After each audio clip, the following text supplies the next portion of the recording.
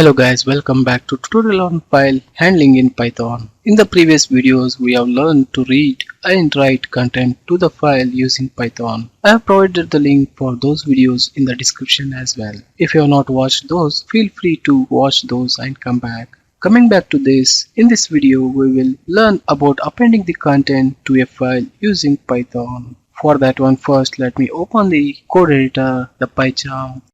This is a code which we have added earlier to write a content to a file. As you can see here, this is a text file in which we have added or written some content here.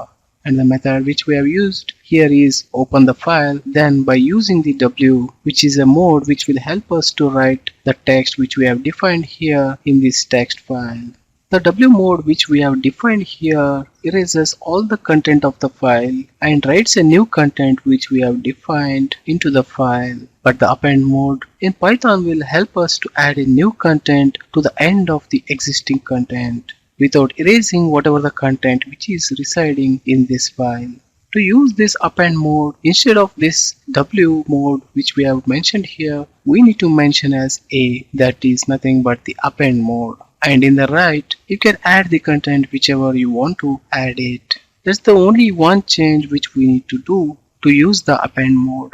Another thing here you need to note is if the file name which we have mentioned in the open function, if that doesn't exist, a new file will be created by that name, and then whatever the content we have mentioned here, that will be added to the file.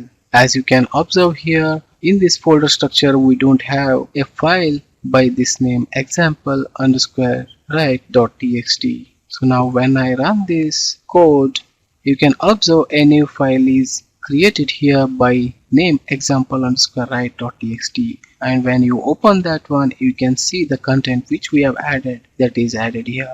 To check whether append is working fine or not, just change the content here, as this is another line will be added to the file. Now if I run this code again and go back to the file which we have mentioned here, you can see at the end of our previous content another line is added.